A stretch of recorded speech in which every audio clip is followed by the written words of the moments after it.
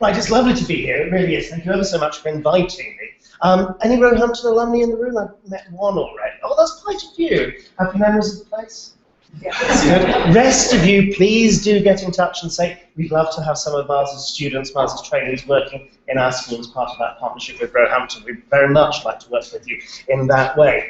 Sarah's done most of the introduction already. For me, it would be really nice for me to find out a little bit about where you are on your journey from ICT to computing at the moment. Could you please put your hand up, former head teacher, goes to the territory, if this year you've been doing anything around that sort of computer science bit of the new curriculum. I'm talking about teaching children about algorithms, I'm talking about coding, I'm talking about programming. How far are you on?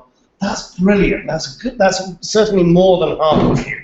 I think that's really nice to see right from the start here. So the plan for today is to focus on not so much the content of the curriculum, which is all there online, you can find out about that very easily, but to talk through some of the issues around moving from our program of study into your scheme of work and how you go about planning for the new computing curriculum, then talk about some of the ideas around teaching that, and then we'll chat a little about assessment in a post-level culture as well. If there's time, we'll nod in the direction of resources and places for support, but let's not worry about getting to that. The first line of the program of study is the most important bit. Your one takeaway from this session really ought to be this: that a high-quality computing education equips pupils to use computational thinking and creativity to understand and change the world.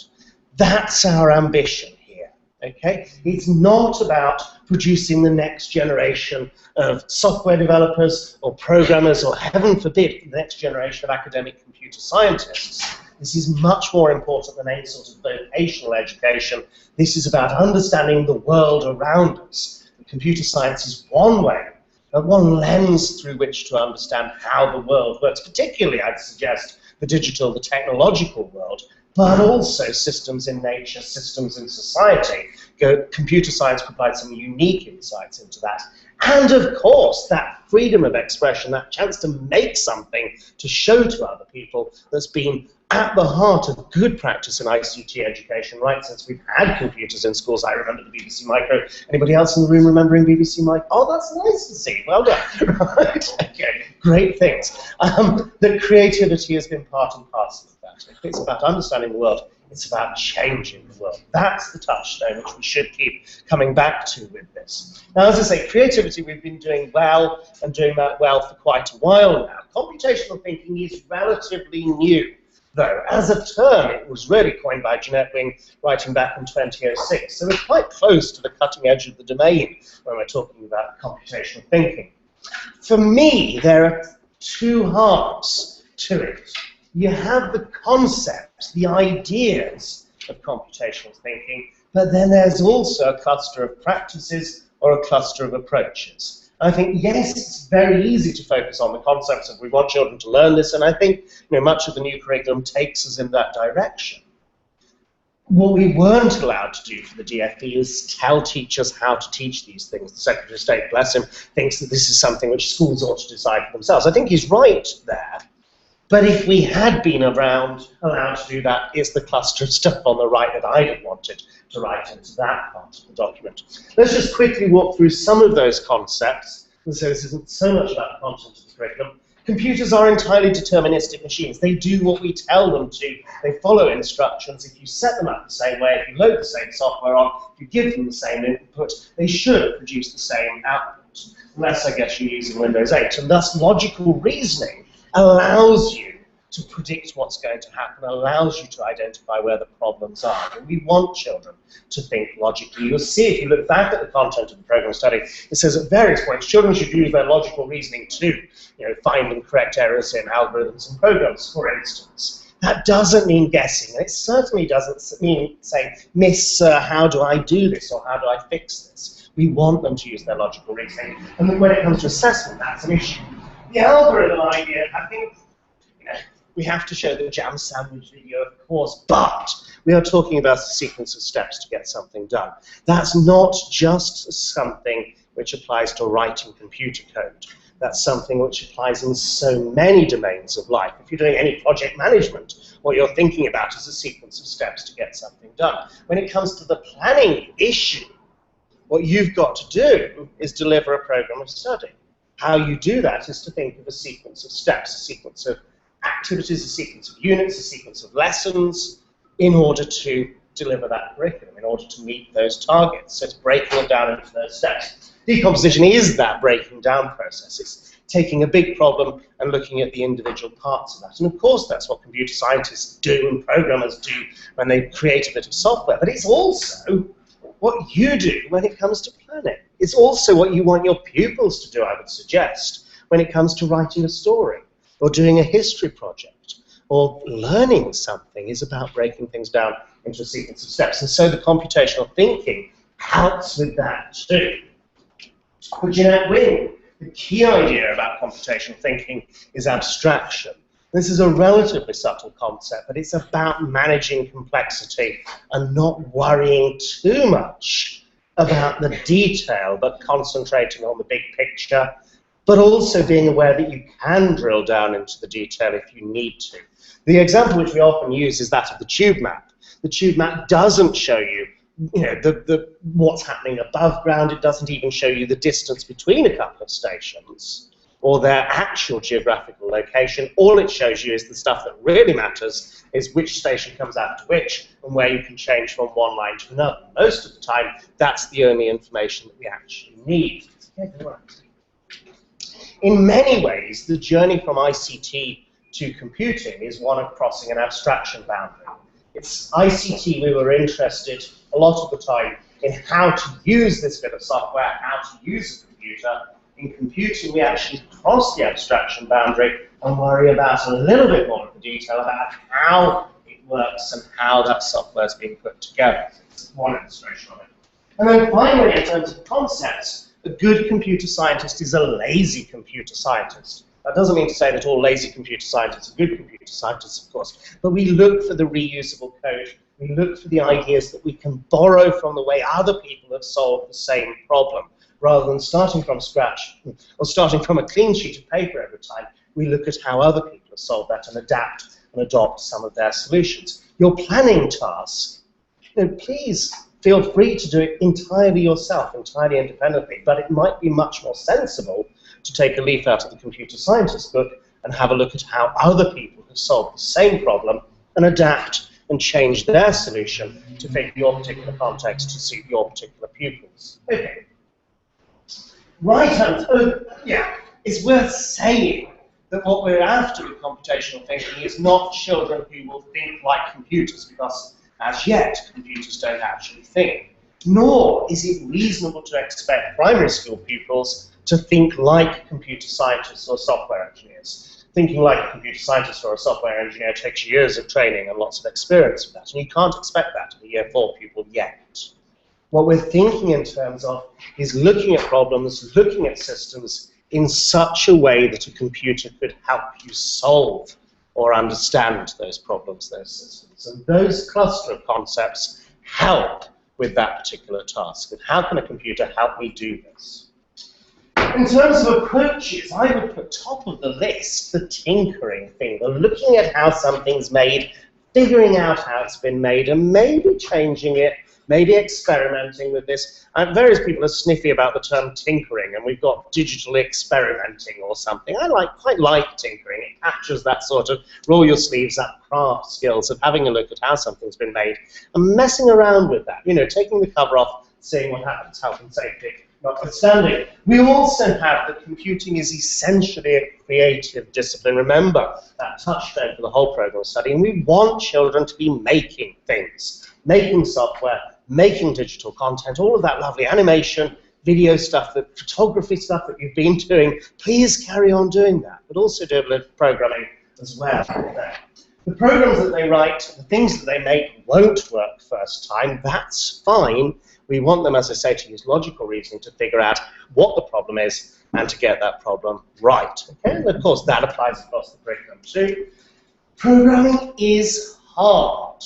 Let's not be embarrassed about that. Let's not hide that. It's harder to write a good game in Scratch than to put together a decent PowerPoint deck. That's fine, really it is. We want children to have experiences which they don't always find easy or trivial, which do require them to stick at it, and to have that experience of, I don't know how to do this and it won't work. Better that they meet that at primary school when they're with you and have to cope with that sense of failure, perhaps, inadequacy, frustration.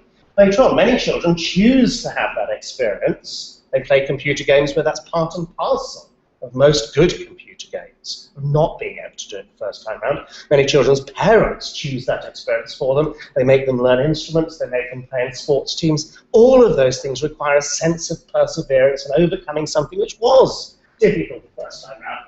And despite some of the stereotype to the contrary, this is essentially a social process.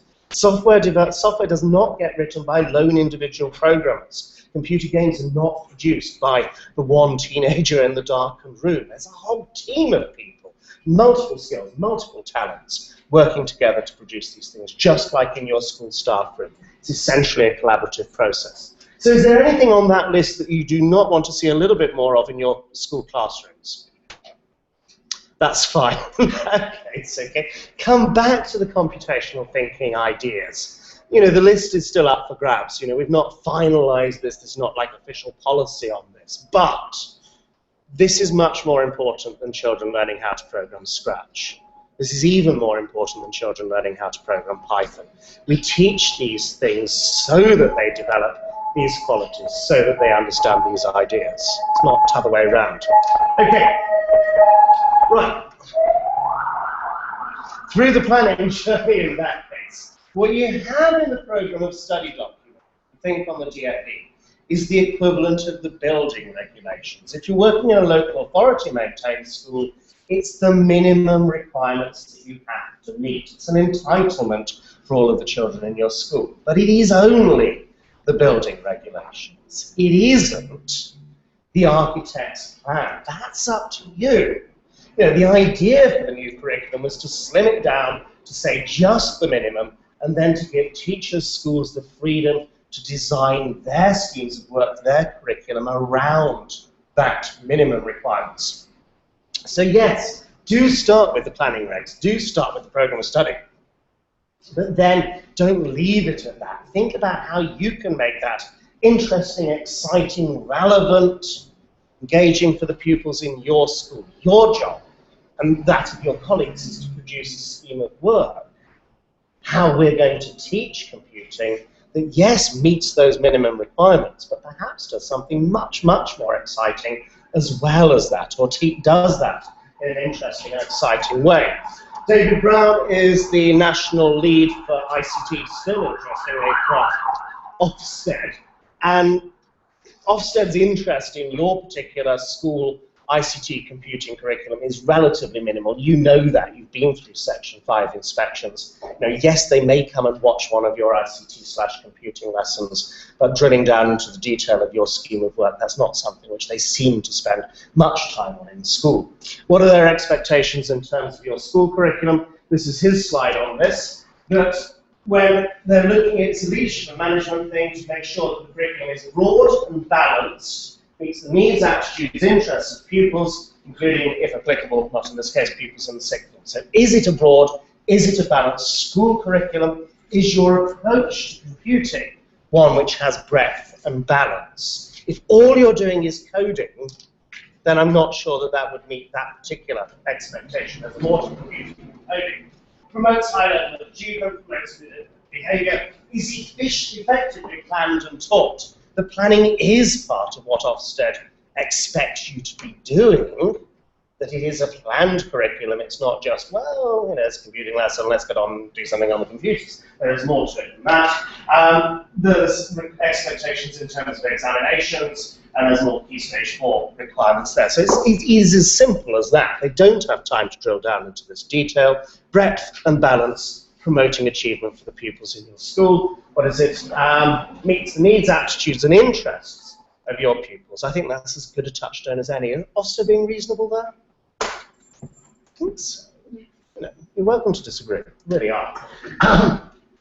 once in a while, about 60 schools a year are singled out for ICT subject survey visits, or at least they had been in the past. These haven't been happening over the last couple of years when ICT has been supplied, and I don't think we're expecting them to start come September. But let's say 60 schools a year have their computing/ICT curriculum looked at in much more detail so that Ofsted can report on, using that as a sample, on the state of computing education. And on those visits, an extra set of requirements apply. So yes, this is the general stuff in terms of Ofsted Section 5 inspection. If they come to look at just your computing curriculum, not that they're likely to at the moment, then they have another set of criteria which they apply in order to award outstanding, in order to say it's good, in order to say it requires improvement. This is the list for outstanding. I'll give you a moment to read through this text on the slide there, and just put your hand up if you think there's anything interesting to talk about on this slide.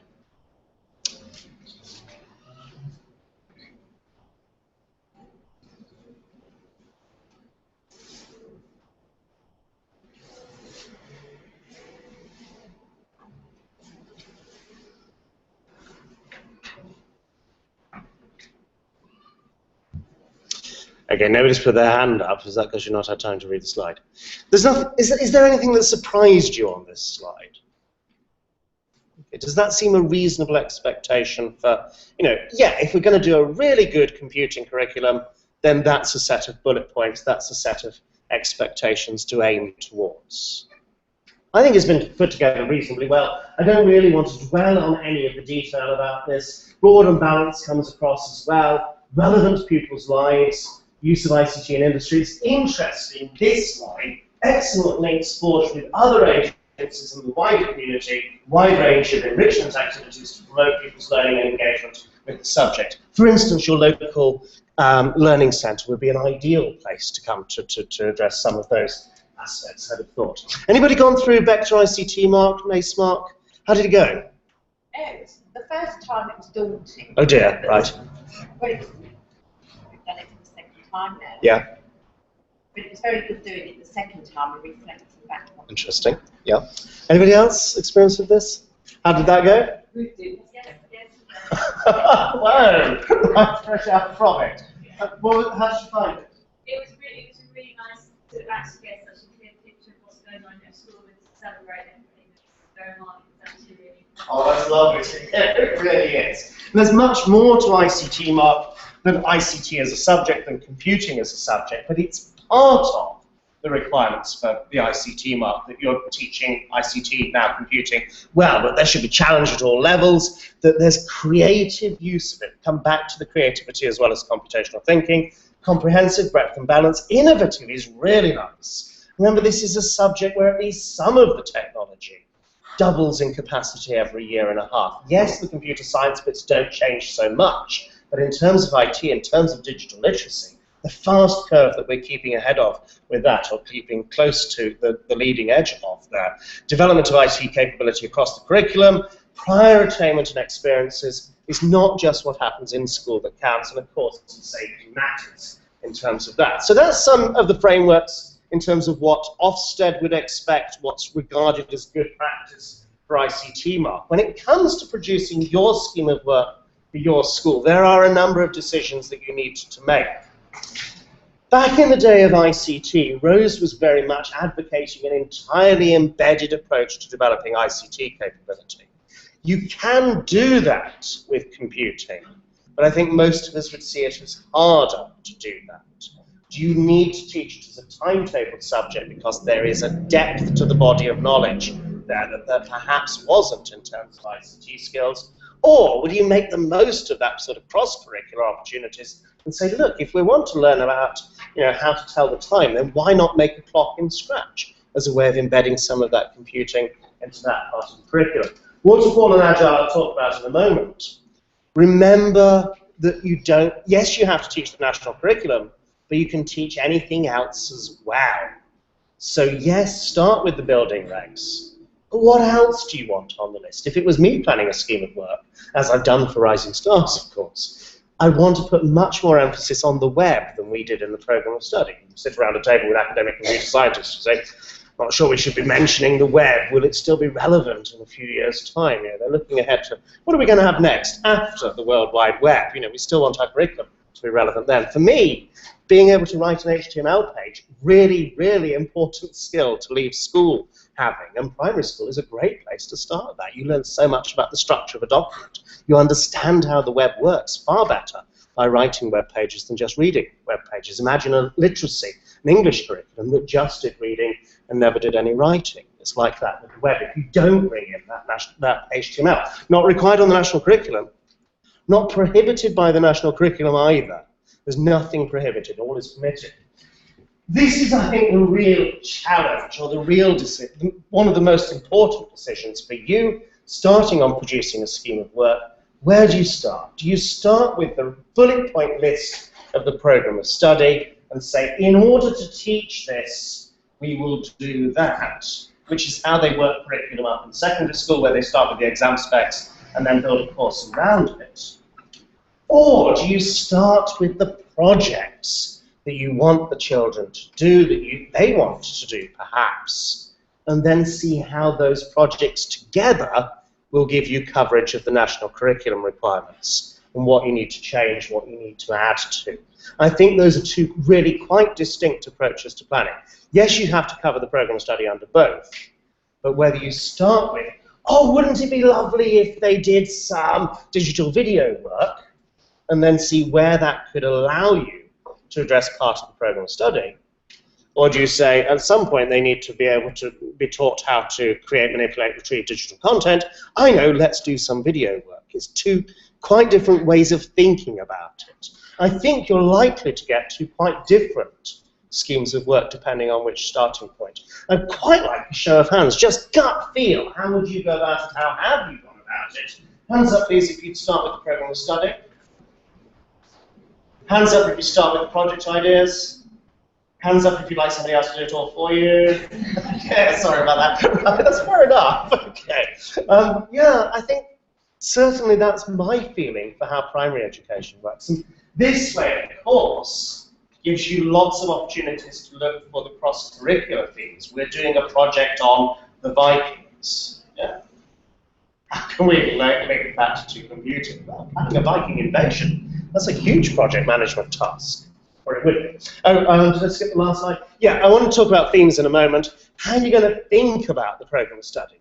You know, the text itself is fine, but it's interesting to look for overarching themes there so as to ensure that sort of breadth and balance. How are we doing? Okay, so if you want to take that cross-curricular approach, starting with a more embedded approach to computing, here is on the slide there 9 things which I thought of which would be great cross-curricular projects where you can bring in some of that computational thinking, where you can bring in some of the programming and link that to other areas of the curriculum. I'm not going to go through the list in detail unless you really want me to, but do you want to ask me about any of those? Yeah, go on. Journey of a packet, yes! They're on the program of study. It's children should be taught how computer networks, including the internet, work. Okay? That's a really ambitious expectation. So what you have, a little diagnostic, how the internet works, essentially we take whatever information, we represent it digitally, because that's how computers work, broken up into binary. We then put it into little packets of information, sort of 4 pages long, something like that, maybe a bit less than that, and then send each of those packets of information off via the internet. And those packets then travel via switches and routers and gateways and big machines and Docklands until they get to their destination. It's structured in such a way that each packet can travel its own way there. Imagine taking a school trip to the Science Museum. 2 ways of doing that. Let's all get on the bus, let's all travel together, or let's all meet up at the Science Museum. Don't do the latter, the risk assessment will be horrendous. But they both should work. Yeah? And the internet is much more like the latter, of each packet can travel independently. So what you can have children do is walking at least the first part of the journey and looking at all of the hardware in school and going out and seeing the BT green cabinet down the road where our cable actually plugs into the rest of the internet there. But there are tools which will tell you each of the computers it traveled through. There's a thing called traceroute, which you can run on your computer. And that will give you the 4 numbers for the IP address, the like phone number, for each computer that the packet visits on the way. There are other tools which will take those numbers and plot them on a map. So you're now into a whole realm of geography, of finding a particular place on a map, of joining the dots and seeing how one packet of data traveled from our computer out to Google's web server, somewhere, wherever Google put their web servers. And you could plot that journey on a route, just as we could plot where we went on our holidays, which is really socially divisive. It's an activity, by the way. Now, we're getting me into techie detail here. So I did this, yeah? I pinged Google from my home computer. I know where my computer is, because it's like at home. You do the IP lookup for where Google's computer is, and it says it's in Mountain View, California, which is about 3,000 miles away. You can find the distance on a map. Time it takes is 0.01 of a second, 10 milliseconds, for the packet of data to get from my computer to Google's computer. Do the division, and you find out that the data traveled at 500,000 miles per second. Anybody got a problem with that number? 20 kilometers. You want to see kilometers? Okay. Okay. That's going to be about 3,000 kilometers a second. 300,000 kilometers a second. No, more than that. 800,000 kilometers a second. Okay. Anybody got a problem with 500,000 miles per second? It's about 3 times the speed of light. Yeah. So Google have obviously broken relativistic physics, or they lie about the location of their computer. I know what lie about is hard of those two. Anyhow, okay, I'm not going to go to the same level of detail if you ask me about one of the other ones. Any of the other ones you want there? Okay, just ideas. Okay, Waterfall versus Agile. If you're teaching computing up at A level, at the moment you have to teach children how software gets written. And this is the model that has, until yesterday's new specifications, been enshrined in the exam specification. You have somebody who wears a very nice suit, has a corner office, who says, our software should do this. Other people meet in a conference room and then design the specification for that software. Other people, typically not wearing suits, typically not as well paid, very little say in the 2 top processes, have the job of writing the code there. Training children to be programmers, fine, some will, but that's not actually particularly lucrative work. Most of the money goes in the top 2 steps there, not so much on that implementation phase. We then have the job of testing that it works, and sometimes we need to have an ongoing maintenance contract to see that there's, that it continues to meet requirements. This is called the Waterfall development methodology, and we know it works incredibly well for big public sector procurement like the NHS data bank. Never mind. Does that not strike you as a bit similar to how we go about curriculum design? Children should learn to code. I had the job of being part of the team who drew up the specification for that. You have the job of implementing the thing that we drew up. Okay, we did ask you, but it's still your job to do that. We're going to do plenty of testing. Oh, yes. And you never know, we may have to fix the thing when it doesn't work properly. Yeah? And because we know this works for big public sector procurement, it's bound to work brilliantly for curriculum design too, isn't it? Let's move on. Okay. There are alternatives.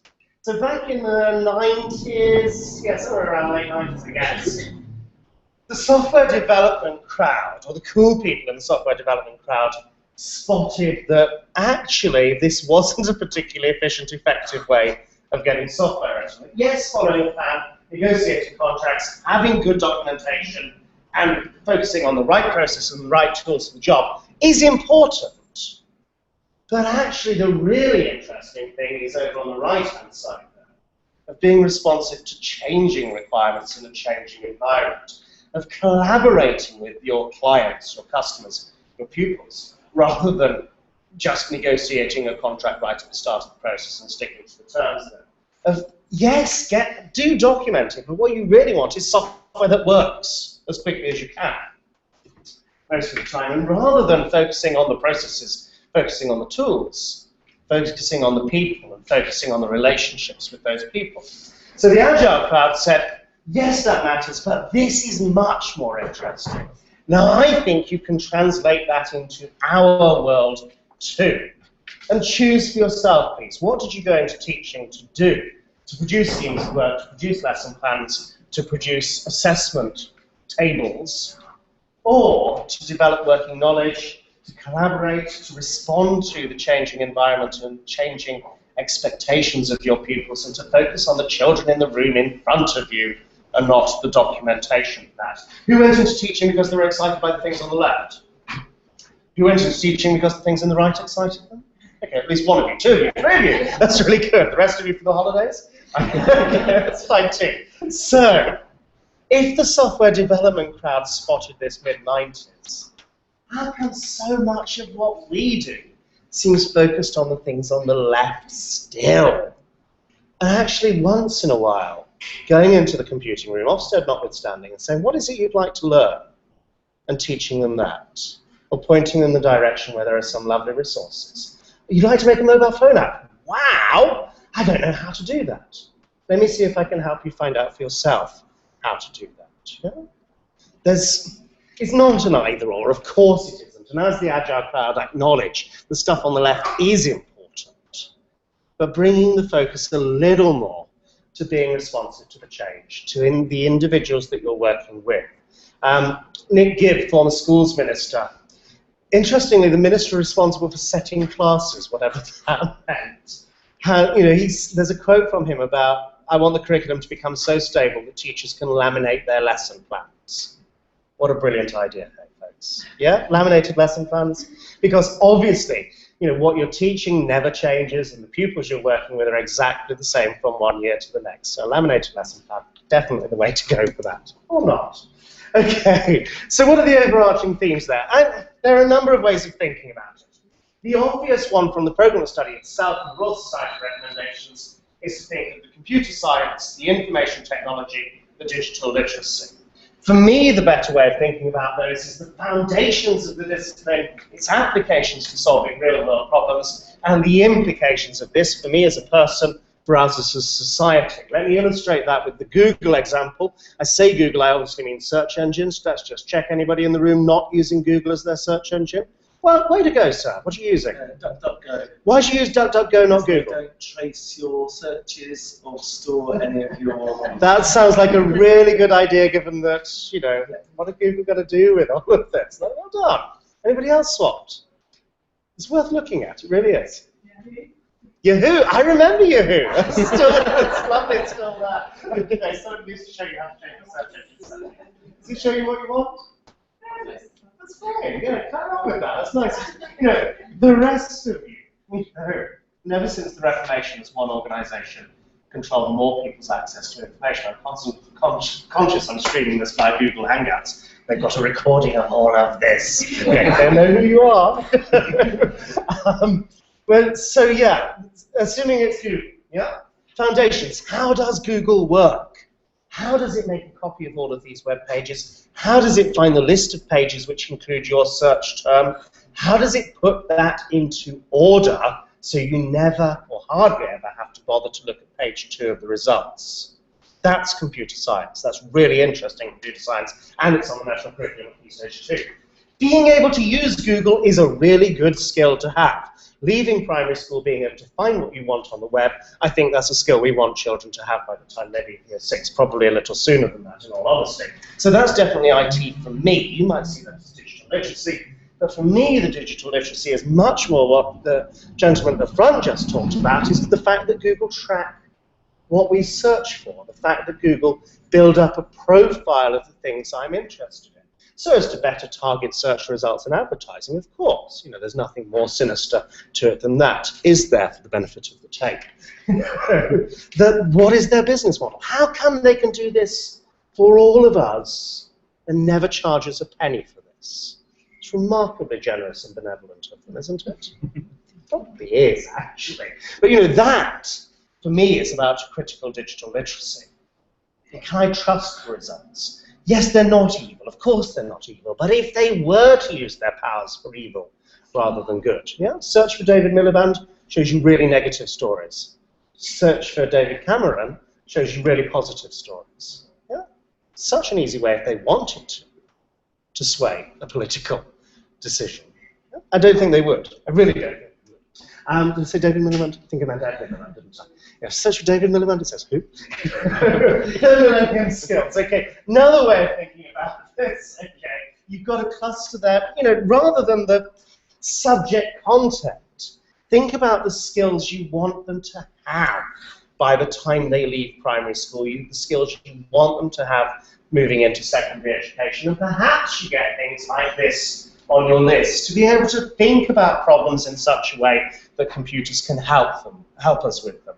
That computational thinking stuff I talked about at the beginning. That they are critical of the content that they read, of the media they consume. And that criticality comes in part through knowing how this stuff is made and knowing why this stuff is made. Being willing to question, can I trust this information? Yeah? Knowing that a Wikipedia page is made up by people, but also knowing that the Daily Mail pages are made up by people too. Just because I can't edit the Daily Mail page doesn't mean to say I should be quoting it in my essays, does it? Okay. They should be able to design things well, design things for their end users, for their audience. That they should have some sensitivity to what makes for good design, to recognize that blue text, yellow text, blue background isn't always a more accessible way of presenting information, and that Comic Sans is not a good font to use, for instance. And yes, keeping themselves safe online, of course, but also behaving responsibly online, of not being beastly to one another on the internet just because they can, of not downloading content which is owned by somebody else, of not accessing content which they jolly well shouldn't at their age or indeed at any age, of knowing that everything which they do online leaves a trail online, and of not lying about their age so as to get an account on Facebook, of not using other people's computers without their authorization. So, there's a cluster of skills which you could easily, you could build a curriculum around. Easily might be putting it strongly. Okay. My friends at Computational Schools, I was part of the team that wrote this. Before we got to the national curriculum stage, we'd done a primary curriculum for computer science, just one aspect of the national curriculum, and we clustered that around algorithms, about programming as two separate things, about how data is represented, about how the hardware works, which is great fun, about how networks work, about communication, and about the uses of information technology. So if you're focusing particularly on the computer science bits, then I think there's still some merit in the approach that we took to the earlier document. The switched-on computing, this commercial scheme I've written, our approach, was a bit different to that. So yes, we have the programming, but we also have alongside that a unit for the broader aspects of computational thinking. There is much on the new curriculum around how networks, how the internet works, and we wanted to acknowledge that. But we also wanted to focus on how you use that to communicate, to collaborate, the opportunities for creativity, and yes, actually being able to use Office software is something well worth teaching. And so, as part of my approach to curriculum design, I wanted to build in a strand of that as well. That's one approach to it. I'm only illustrating that, talking about how I went with that, rather than trying to sell you that. The key thing there was not starting with a blank piece of paper. Some of you, I'm sure, have you switched on ICT? Anybody switched on ICT? Nodding? Never going one of those. What we did was to start with what we had for switched on ICT and look at the units which we thought worked well, which schools have said they're great, we like those, and to keep those units, to tweak them, to improve them, to bring them up to date, to bring them in line with the new curriculum expectations. And that's the stuff which is in pink on the grid there. So most of the productivity stuff we've tweaked. We've kept those units, we've updated them. A lot of the programming stuff is in pink because we've had quite a lot of really good programming content already, particularly at the lower end, similarly creativity. And then there were other bits where we had to add more to that. And I suggest exactly the same approach with your scheme of work. Don't start from scratch, blank sheet of paper. Start with your ICT curriculum and what works well, the units the children love doing, the units your colleagues love teaching. Keep those. You can find coverage under the new program study, I'm sure, for all of that. Add in the things where there are gaps. They're likely to be on the computational thinking. They may be on programming in your school. They're likely to be on how the internet works, how computer networks work, if your approach was anything like my approach with switched on ICT. So that's one way of going about that. We went for a half-termly collection of units. The other thing worth saying is big new project coming in at year 6, combining all aspects of the subject around that sort of building an app idea. How's that for ambitious? Okay, before I go on to teaching, I'm going to pause for a moment, take a breath, and answer any questions around that planning approach phase. Oh dear. Right. Okay. Maybe not, yeah, because I know how it works, but you're all grappling with that. Thinking. I suppose, being as there's no question, the other thing worth doing is to bringing it back to the computational thinking. Do the abstraction thing, yeah? Don't worry about the detail, manage the detail. Come up with the overall ideas and let your colleagues fill in the details. Please don't feel you have to write a lesson plan for every lesson there. That's something which your colleagues can do for themselves, as long as you give a steer on it. Sarah, you want to contradict me? I speak for you. Okay, yes, do. I think it's on the question around manageability and also how much to tell colleagues what they need to be doing in a supportive way, and how much to leave it to class teachers. So those have been. I think your responsibility is ensuring breadth and balance. If you leave all of the decisions up to your colleagues, there's a danger people go and find something out on the internet and make a presentation about it every lesson. Worse still, play maths games every lesson, which isn't real around computing. Providing enough steerage for them to ensure that there is coverage of the full breadth of the curriculum, I think does matter. Of course, some of your colleagues will be up for the challenge and will want to learn how to do these things. Others might need lots more support. But think about individuals and interactions rather than processes and tools there. You've got a very diverse group of colleagues, I would imagine, in your school. Okay, I'm conscious of time passing. I don't know how I've spent 50 minutes talking about just that bit. Let's get on and talk about some of the teaching stuff. 4 ideas to put in front of you in terms of approaches to this, the sort of theoretical basis for this. I go back to the Plowden Report, 1967, about putting the child at the centre of what we do in school. This will make me particularly unpopular with the current DFE team. I'm part of the blob, I'm an enemy of promise, but at the heart of the educational process lies the child. Is it really sensible to contradict that idea? No, at the heart of the educational process lies the curriculum content. It's not. It's about children. It's their lives that we're dealing with here. And isn't it nice to start with their intrinsic interests, to try and inculcate something of a love of learning?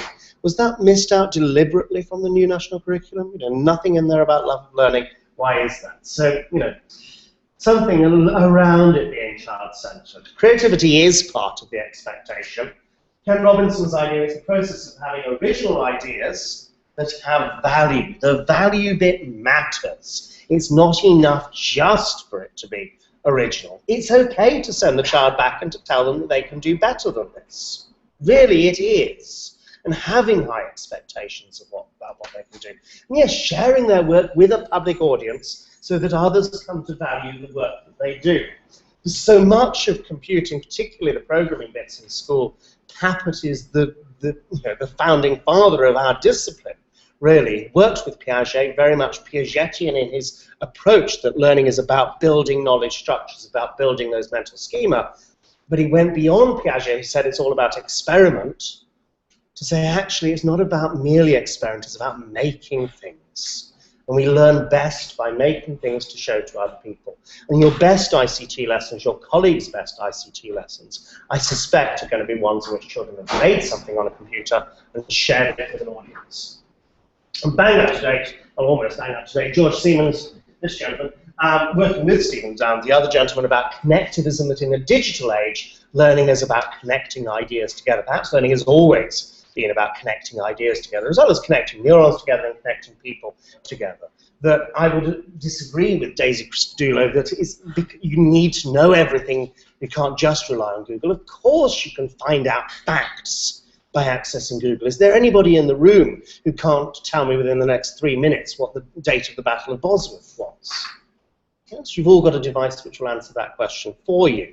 Knowledge does matter because connecting the new bits to the old bits is where the learning happens. In individual isolated facts, not so much, but connecting those pieces together do. A few models of good practice for you. Anybody read the Hattie books, Visible Learning and Making Learning Visible? They are absolutely brilliant, I would suggest. What he's done is look at the proper randomized control trial, rigorous evidence of what actually makes a difference to pupils' outcomes, pupil performance, and says when we're using computers, these things are more effective. It's not just he thinks they're more effective, it's that we've got proper randomized control trial evidence to say that yes, this improved pupils' outcomes. Diversity of teaching strategies, don't keep doing it all the same way. That teachers know how to use the computers before they start using the computers with children. That's a radical suggestion there. You wouldn't have believed, that there's now evidence to support that. Multiple opportunities for learning. This is interesting. The student, not the teacher, is in control of learning. That a degree of pupil autonomy actually seems to help when it comes to working with computers. Don't make them all colour the sprites in the same colour. I had one trainee coming back from placement, children were told off for colouring the cat in the wrong colour. Peer learning is optimised, getting children to help one another. Sarah's question about colleagues who are less confident about this, get children to help one another learn these things, really. And of course, marking their work and giving them some feedback on that. Who's seen the Education Endowment Foundation Toolkit? Okay, it's a really, really brilliant website. So what do you spend your pupil premium money on? Something which is going to make a difference would be the sensible thing, and Ofsted, of course, expects you to do that. Education Endowment Foundation, based up at Durham University, has done a similar sort of meta-analysis or analysis of the research, and they say these things make more difference than any of the other things here. Marking children's books seems to help, okay? So compared to not, you're seeing a difference of 8 months in terms of pupil progress in any 1 year. So giving them feedback on their work seems to be a good idea. Getting children to think about how they're thinking, to learn about how they're learning, similarly, big difference. Look at the impact of peer tutoring. Really cheap. Remember, your pupils will work for less than the minimum wage. 6 months of impact compared to not. So much more authoritatively impart knowledge. One-to-one tuition, okay, it's expensive, but it seems to work. Getting children to work together, again, really cheap, high impact, okay? So some of those things lend themselves naturally to working with computers. Click on the website, scroll down to the bottom of the table and see what's ineffective, what doesn't work. Setting and streaming doesn't seem to work. It's counterproductive, it seems. Ofsted, as I'm sure you're all aware, have their own criteria for what makes outstanding teaching. There's little on that list which we would choose to disagree with.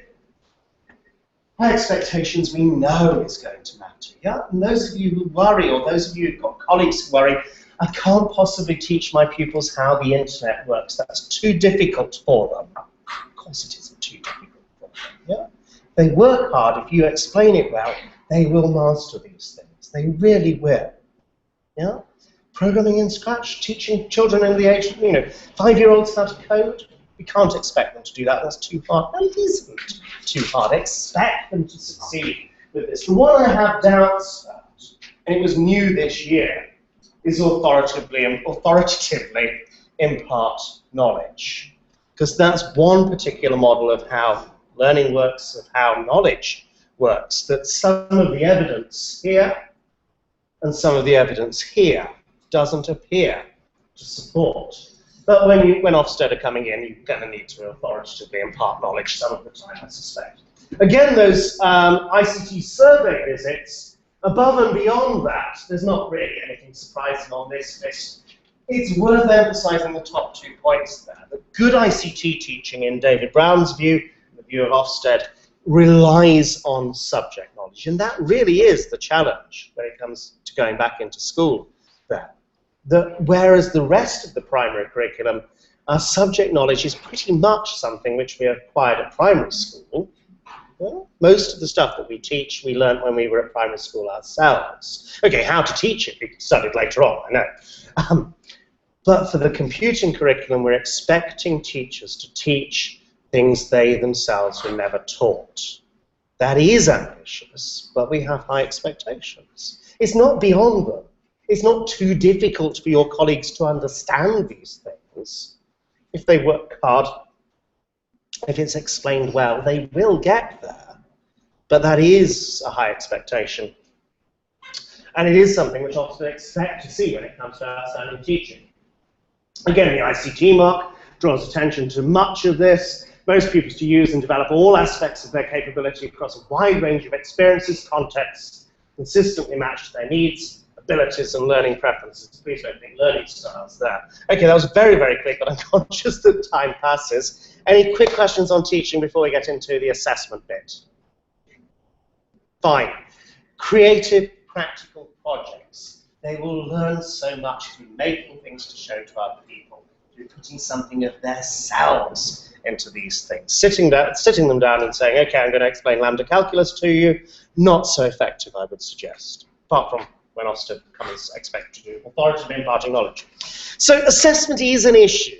It was an issue in those in the subject survey visits when they were in last time. So between 2008 and 11, they visited about 200 schools. They saw what was going on there. No, it's less than 200 schools, 150, 160 schools. No better than satisfactory. Satisfactory, you recall, is now requires improvement in about 2/3 of the primary schools. That's pretty poor. That's worse than the other subjects. So what are your excuses, folks? How come ICT assessment was so bad when Ofsted came in?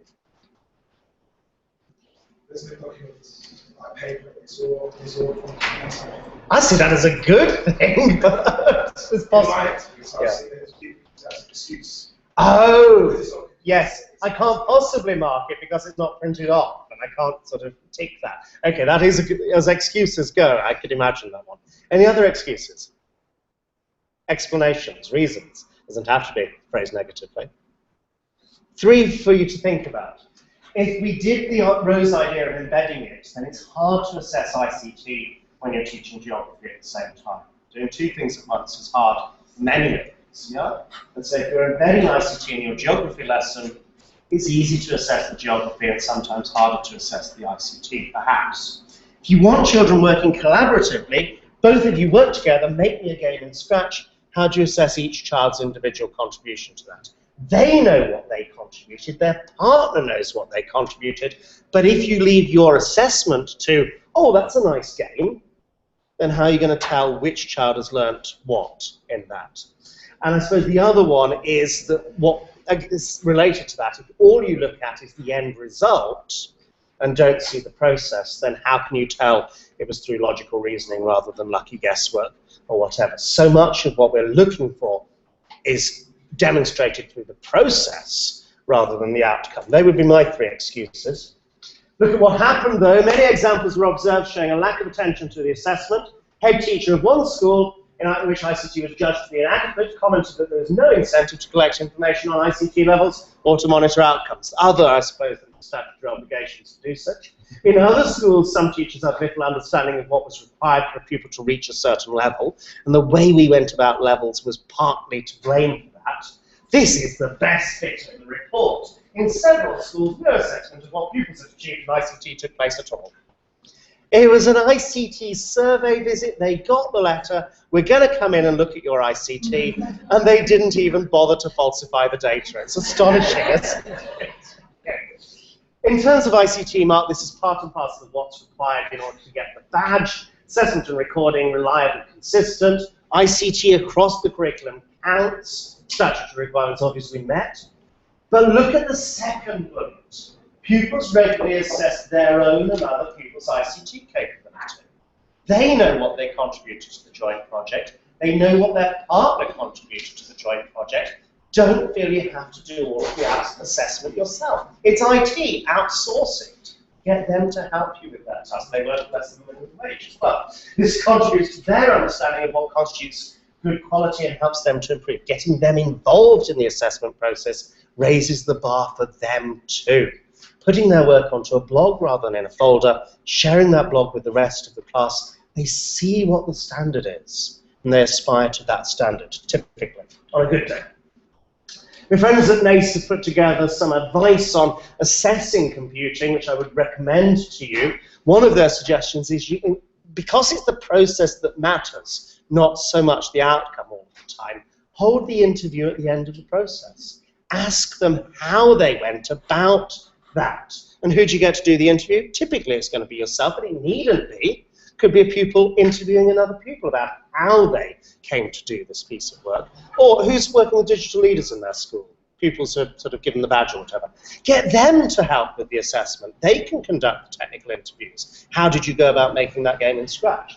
Or if you've got a governor, if you've got a parent who's working in the industry who knows about computing, get them to come in and do it in a very sort of serious, what's the word, apprentice style, at a table with a project team come and present their proposal and talk about how they've done that.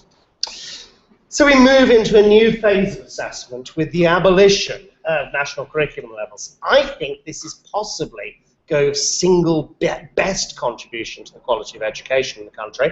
You may well want to disagree with me on that, but getting rid of levels I see is an entirely positive thing, despite the slide I'm going to show you in 4 or 5 times. So Tim Oates and Dylan William and the rest of the National Curriculum Review panel said things like this: levels inhibit the overall performance of our system and undermine learning. They enshrine the wrong model of ability. You say to a child in Finland, you say to a child in Singapore, why didn't you been able to do this work? And they reply, because I didn't work hard enough, or because my teacher didn't explain it to me the right way. Yeah? Both of which are fine reasons. You say to a child in this country, why couldn't you do this work? Because I'm only level 3. It enshrines this idea that they have a fixed, limited capacity, rather than, if my teacher explains it properly, if I work hard, I'll get there. We want to get to that position. Not least because that fixed level of ability appears to be something which is socioeconomically determined. The children joining your school in reception already have like 2 standard deviations of spread in terms of ability from highest to lowest. And much of that is down to home background. Not all of it, but much of it is down to how wealthy their parents are. That's bad, of course it's bad. The real problem is that gap gets just wider and wider and wider over the next 14 years, and it should be getting narrower. We should be doing all we can for those who start at the lower point on that spread to catch up with the ones at the top, and telling them they're level 3, putting them on the circle table and giving them colouring in to do doesn't help to do that. I know I'm trivializing it, yeah? High expectations for all, not just for the GOT.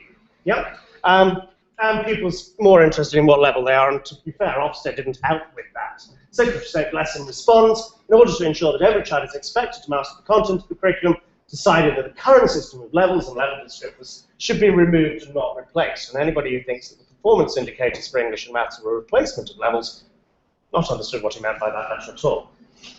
Okay. So you have there in the new national curriculum the attainment target. It's the same sentence for every subject, for every key stage. By the end of the key stage, pupils are expected to know, apply, understand the matters, skills, and processes specified in the relevant program study. That's it. That's the attainment target. Program study says you've got to teach these things. Summative assessment is, have they learned these things? Simple. You can leave it to the end of the key stage and check that they've learned it all, but that would be a really daft way to go about it, in my view. Keep checking, every term, certainly every year. This is what I've taught them this year. Have they learned these things? Tick those bullet points off, or tick the granular statements off as they get there, as they demonstrate their learning. If you want evidence for it, pop it in a blog. If you really want to, print it off, put it in the folder, mark it, I suppose. But keep the evidence that this shows that they've learned these things. That information, that tick list, they've learned these things when they were with me in year 3, is what your year 4 colleague really wants to know, not that they were a level 3A when they left you. Yeah? Give me the list of what they can do, show me the list of what I need to teach them over the next year. That's really all it takes. Anything else than that is unhelpful. Tim Oates, this is him speaking at the weekend at Policy Exchange. It's only a minute. If you close your eyes, it sounds an awful lot like Bill Nye. Right, let's have a listen. Okay. In fact, it doesn't. You can't hear him at all. Is there anything we can do about the sound here? Right. Sorry. Should have thought of that. Well, no, compelling evidence has the people at school for. Thanks. But. In fact, it doesn't. You can't hear it at all. Is there anything? Actually, before I do the but, I'll do the bit of. Sorry. Should have thought of that. Sorry about that. Streaming yourself. Yeah, I'm streaming myself, aren't I?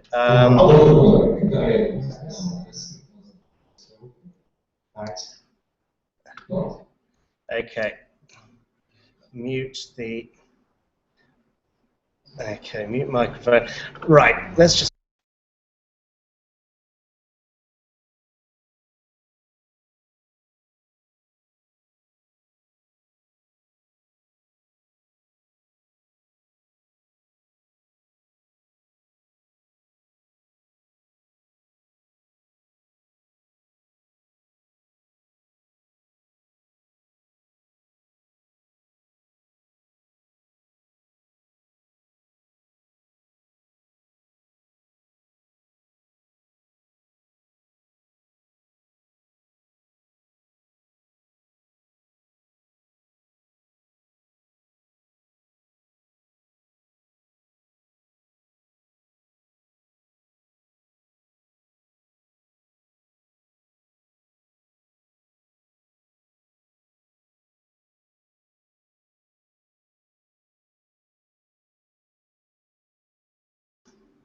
Okay, we're back on the live stream now, but it's having moderate degree of failure in the room. Never mind.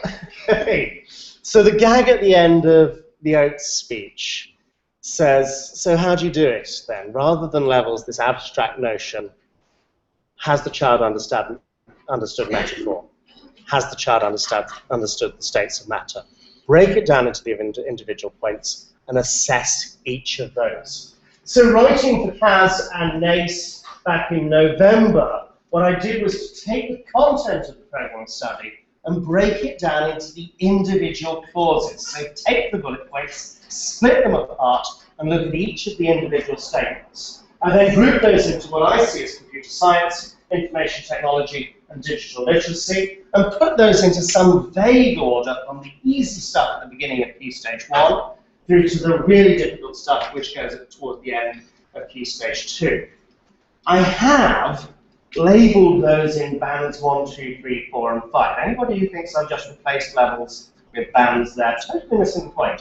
But I'm conscious that many teachers are in schools where SLT expects still a level number, or worse still, Sims wants you to enter a level number in there. So if you want to give a number to this, you can use the bullets, the individual statements here, to come up with an abstract level measurement. But that's not the useful thing. The useful thing is which bits of the list can they do, which bits of the list have they not done. Some of these you'll get some lovely evidence. So for instance, design and create programs, you'll have loads of examples of that over the course of the Key Stage that the child can do that, understands that. Other bits, such as design and create systems, you might have just one piece of work somewhere towards the end of Year 6. But if they've met all of those requirements at some point during the Key Stage and job done, attainment target met, that's what a secondary school should assume a child has done with the time with them. We'll see how that works out. I know it's going to have to do Scratch all over again because the primary schools won't have taught it properly. Like PowerPoint. Okay. There are alternative approaches out there. So my friend Mark Dorling and Matthew Walker, working for Hodder and Kaz, have put together the sort of judo belt approach to this. They based their work on that Kaz computer science curriculum. So this is good for algorithms, programming, data, hardware, communication, and networks, but doesn't address quite the same sort of broad scope of IT and digital literacy as those. And they put that into sort of color-coded bands there, from pink is easy to white is hard. I'll just give you a moment to copy down the relevant detail from the slide. Okay, Sarah.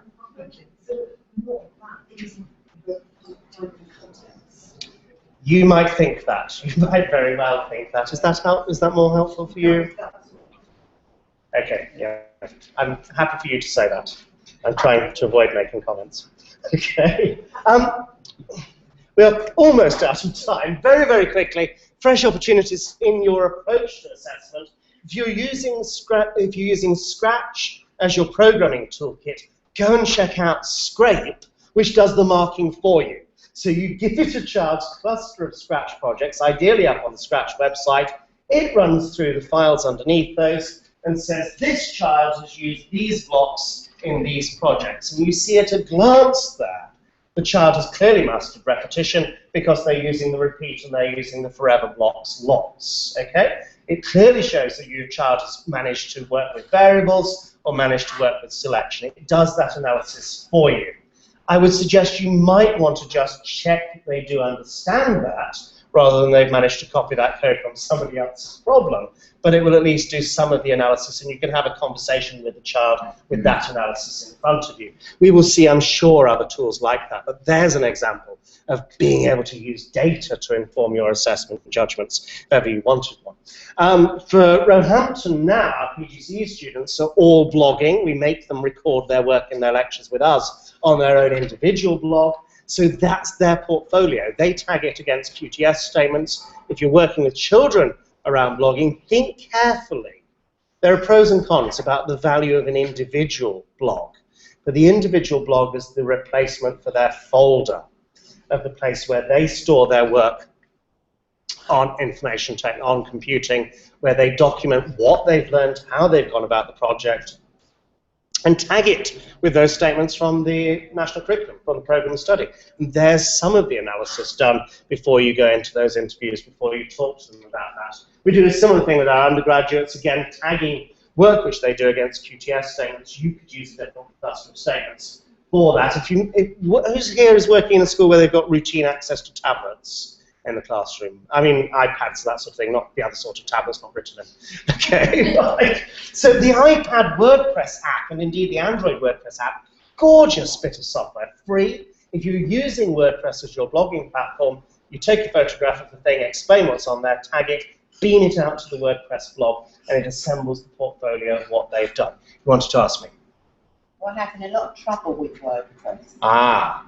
It's over the last 2 months, adverts are coming in that are totally inappropriate, and if it's free, you should not be using it. WordPress? Oh no, Okay. we're doing education now, but so many schools are using it, and I've been looking at it's being useful. Primary blogger is John McClure. John McClure's a good blogger. Primary blogger, but it's all some of the adverts that have been on. Yes, yeah.